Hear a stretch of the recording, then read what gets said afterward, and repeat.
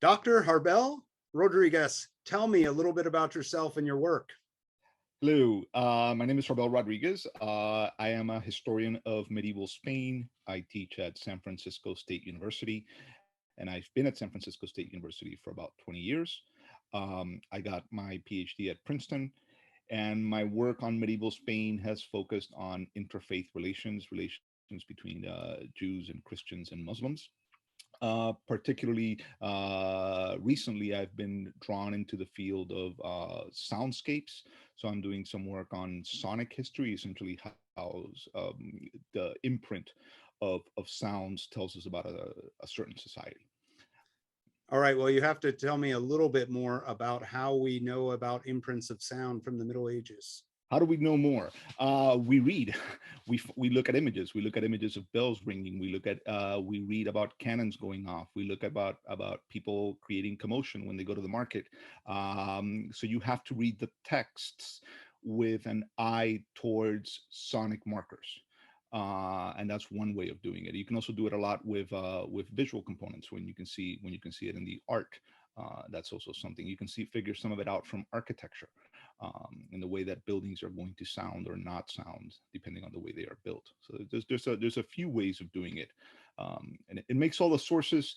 One of the things that I love about reading text for these sonic markers is that it forces you to read text that you already knew really well. It forces you to read them as if they were brand new, because now you're looking for some very specific things, right? Oh yeah, lightning. That's a marker. Oh yeah, there's somebody scraping their feet, which are other places you would just kind of just read through. Now they become things to focus on. That's awesome. So what first drew you to the Middle Ages way back when? When I was about 5, I think my dad gave me a castle to play with, and I think I became interested since then.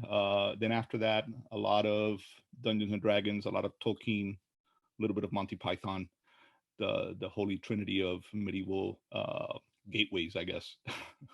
Right. So you had a whole set of notions about the Middle Ages from different forms of media or entertainment, games, movies, and things like that. What do you think what are the most popular or common notions of the Middle Ages you encounter today, with whether in the classroom with your students or in popular culture? Is it similar to what drew you to the Middle Ages, or has it changed? I think I was drawn by a kind of romanticized version of the Middle Ages, which is I think what you see in something like fantasy or kids games. One of the notions that I see more today than that I see a lot is probably best encapsulated by that scene in Pulp Fiction where one of the characters decides to get medieval. And I only bring that up because it's this notion of the Middle Ages as this period filled with only cruelty and barbarity. That it is something that is very alien to who we are. Some historians have noted that medieval has become shorthand for the not modern, um, right? Something that is just very different from us. And to me, that's not the way the Middle Ages scan. The Middle Mhm. Ages do have that, of course, but there is so much more, and that's usually what I try to bring out in my classes. All the the complexities, the messiness. Some of it good, some of it bad, some of it negative, some of it positive, but not this kind of getting medieval archetype, where it can only mean something barbaric. Right. Well, that I guess that makes me want to ask about some of your own research topics before you got into Soundscapes, when you worked on religion and religious conflict, but also religious interaction, mostly in Iberia. What do you think people get wrong or right, if there is anything, about medieval religion, and especially about interactions between peoples of different religions? I think the thing that they probably get wrong is that they tend to draw very rigid boundaries between religious communities. You're a Christian, you're a Jew, you're a Muslim, and the three shall never meet. And what we know is that that's actually not the case. Yes, there were interactions that were warlike. There were interactions that were violent, but there was also a lot of interactions along commercial lines, along intellectual lines, along personal lines. Sometimes the students don't recognize that. They think that religion becomes the defining variable by which all decisions are rendered. I think one of the things that I've come to realize is just how pragmatic medieval people were, right? Sometimes religion would help them make a decision because that was what was best for them. But if they stood that they were going to make some money or get something else, sometimes religion could be put on the back burner. So it wasn't the deterministic variable that I think we moderns think it may have been in a world where I sound like I'm about to start advertising a movie, in a world in which religion ran the day. Keanu Reeves is wherever you want in there. In any case, I just don't think that it's messier than that. It's a messy past, and when we try to impose these kind of categories on it, we really risk missing out on a lot of the complexities. Hmm. Well, switching tacks a bit back to sort of how you first got into the Middle Ages, and now a few years later since then, I wanted to ask you about some of your favorite forms of medieval popular media, but in your case, I specifically wanted to ask about what the Middle Ages and heavy metal music have to do with each other, because I think at least out of my circle of acquaintances, you're the expert on that. So could you take a little time and tell us about that? So what is there? So there's a lot, and a lot of it I still don't understand what the appeal is. I think some of the appeal has to do with heavy metal tends to have sometimes this ethos of masculinity that I think the Middle Ages taps into well. Unfortunately, as well, heavy metal taps into this notion of ethnicity at times, which I think sometimes the Middle Ages misread can tap into that as well. Ultimately, I think heavy metal bands tend to be there's a lot of interest in history in the heavy metal genre for some reason, more than almost any other genre that I can think of. And I think what happens is that just like medieval stuff is very popular in general pop culture, so there's also a subset that makes medieval stuff the most popular historical genre. I would say it's probably the most popular historical genre in when people are trying to write music. You get on top of that with the fact that it can also be, metal can be very experimental. And you can have all kinds of instruments being brought in from, of course, bass, guitars, and drums, but they'll also be using things like violins and flutes and hurdy-gurdies and harps, and that's perfectly fine. So I think it has this, it allows for a lot of this experimentation.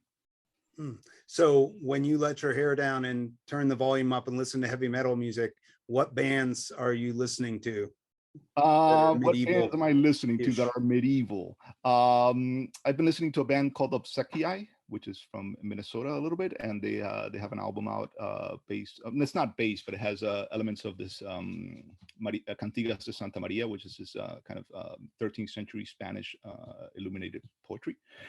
There's a German band called Corvus Corax, which tends to do medieval music. And one of the interesting things that they've done is that they've taken the Carmina Burana, which Orff, of course, turned into this kind of 20th century classical music, but they've gone back and tried to recreate it the way it would have been played in the 12th and 13th century, with, as kind of street music. And that actually sounds kind of interesting, at least to me. There's a lot. there's bands that'll do entire concept albums on the Battle of Hastings. There's an Italian band by the name of Thy Majesty that has an entire concept album on the Battle of Hastings. So I think that's going back to your earlier question, why the appeal? I think part of it has to do because of the storytelling. So one of the things that you see often in metal are the concept albums, the albums that from beginning to end, they're telling one story. And some of the material from the Middle Ages lends itself really well to that. Yeah. No, I'm kind of embarrassed that when I was in the early 80s, early mid 80s, and I was in middle school, I listened to a lot of music as a kid and in my house, and then I wanted to find my own music and found heavy metal, and listened to all the big bands at the time, like Iron Maiden or Metallica that were just sort of new. But I wanted to have my own band that other of my very small group of friends didn't like. And so I settled on Man of War. Oh And yeah. when I go just for about 6 months or a year, and when I go back now and look at the images of the way the costumes they wore at the time when I listened to their album, which was their first and second album, like I said, I'm a little bit embarrassed and ashamed of myself because there is a masculinity, but it's not like, it's a weird masculinity with a lot of fur and Yeah. no, no. It's a really interesting thing to look at objectively. And I what I also like is that the fact that it's become more than just European Middle Ages, right? So you see all these bands from around the world writing about their own histories, which is one of the things that I find utterly fascinating. You'll see Middle Eastern bands writing about history of the Middle East, Japanese bands writing about events in Japanese history. So it's really become kind of a worldwide thing. Excellent. Well, I guess the last thing I just want to know is, are there other forms of media, whether it's TV shows or movies, games or anything like that, that you know actually enjoy, whether or not you think they have intellectual or historical merit to them? That's a good question. Movies, I mean, Monty Python is always kind of like the pinnacle, right? It's one of the granddaddies of it all. It's a great movie for medieval history. Games, I don't play that many games, and I haven't been watching that many TV shows. Like, obviously, Game of Thrones would be an obvious answer, but that's one that everybody would be familiar with. What am I reading? I've been rereading, waiting for the third book to finally come out, a book called The Kingkiller Chronicles by Patrick Rothfuss. And that's kind of have very heavy medieval kind of Renaissance vibe to it. So I reread it, every 2 or 3 years in anticipation of the next book dropping right away. And of course, I've been disappointed the last few times.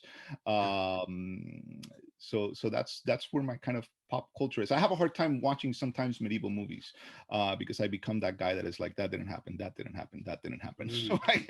So I'm like, no fun, and it's no fun for me either. So I've kind of given up on watching medieval movies. I might take a look at the new movie about the duel.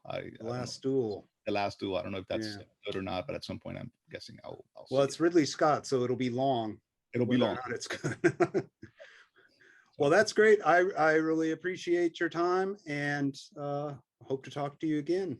All right. Thank you very much. Enjoy, guys. Thank you.